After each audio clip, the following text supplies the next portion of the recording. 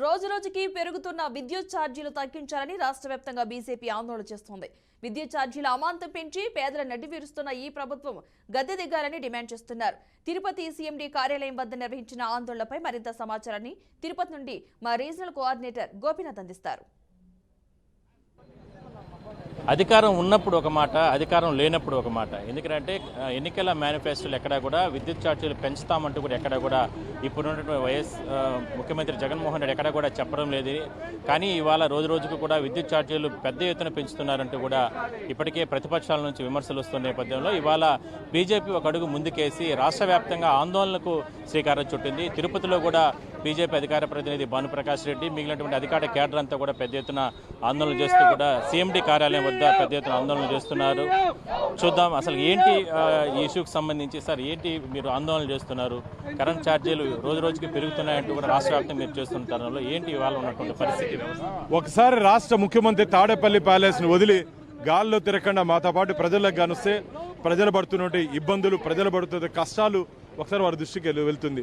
ప్రతిపక్ష నాయకుడు ఉన్నప్పుడు సుదీర్ఘ పాదయాత్ర చేసినప్పుడు ప్రజల మీద అదనపు భారం మోపను, ముఖ్యంగా విద్యుత్ ఛార్జీలు పెంచని చెప్పినట్టు జగన్మోహన్ రెడ్డి గారు అధికారులకు వచ్చిన తర్వాత ఇప్పటికీ 8 సార్లు విద్యుత్ ఛార్జీలు పెంచడం జరిగింది.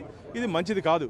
ట్రూప్ ఛార్జీల పేరుతో వందల వేల కోట్ల రూపాయలు ఈరోజు ప్రజల దగ్గర నుంచి పిండి వసూలు చేస్తున్నాడు.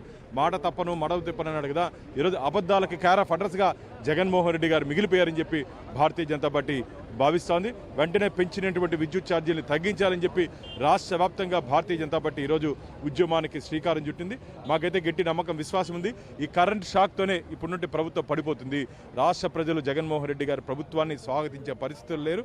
ఎట్టి పరిస్థితుల్లోనూ ఎప్పుడు ఎన్నికలు జరిగినా సరే బటన్ నొక్కేది ముఖ్యమంత్రి కాదు, మేము కూడా బటన్ నొక్కుతాం. మా మీద అదనపు భారం వేస్తున్నట్టు ఈ ముఖ్యమంత్రి గద్దె దిగిపోవాలని చెప్పి రాష్ట్ర ప్రజలు ఒక అభిప్రాయానికి రావడం జరిగింది. కాబట్టి విద్యుత్ షాక్తోనే ఈ రాష్ట్ర ప్రభుత్వం పడిపోతుందని చెప్పి భారతీయ జనతా పార్టీ భావిస్తాం. సార్, మీరు చెప్పండి, ట్రూ ఆఫ్ ఛార్జీలు కావచ్చు, లేదంటే పేదలకి ఇవాళ ఎక్కడా కూడా కనీసం ఒక బల్బు, ఒక ఫ్యాను, ఒక ఇంట్లో ఫ్రిడ్జ్ ఉన్నా కూడా దాదాపుగా 700, 800, 1000 రూపాయల వరకు ఛార్జెస్ వస్తున్నాయి. మీరు రాష్ట్ర వ్యాప్తంగా ఆందోళన చేస్తున్నారు. ఎట్లా మరి తక్కువ టైంలోనే ఎన్నికలు రాబోతున్నాయి, ఈ పోరాటాన్ని ఏ విధంగా ముందుకు తీసుకెళ్ళిపోతున్నారు? ఇప్పుడు మీరు అన్నట్లు అధికారంలోకి రాకముందు 200 యూనిట్ల వరకు ఉచితంగా ఇస్తాం. మరి విద్యుత్ యొక్క వినియోగాన్ని లెక్కించేటువంటి సమయాన్ని స్లాబ్ దాటిన తర్వాత అంటే 45 రోజులు వచ్చి లెక్కిస్తే ఖచ్చితంగా స్లాబ్ పరిమితి దాటిపోతుంది. తద్వారా యూనిట్ యొక్క ఛార్జీ కూడా పెరిగిపోయేటువంటి ప్రమాదం ఉంది. అంతేకాకుండా విద్యుత్ కొరత పేరుతోటి ట్రూఅప్ ఛార్జెస్ పేరుతో, అడ్వాన్స్ ఛార్జెస్ పేరుతో, మెయింటెనెన్స్ ఛార్జెస్ పేరుతోటి ఇవాళ అధిక మొత్తంలో హిడెన్ ఛార్జెస్ అంటే ఆ బిల్లును పరిశీలిస్తే ఎందుకు అంత మొత్తంలో డబ్బు కట్టాల్సి వస్తుందని అర్థం కానిటువంటి పరిస్థితి. ఇంట్లో ఫ్రిడ్జ్ ఉన్నా, టీవీ ఉన్నా కూడా అధిక మొత్తంలో వస్తుంది. మరి ఇచ్చినటువంటి హామీ ఏంటి, అమలు చేస్తున్నటువంటి విధానం ఏంటి?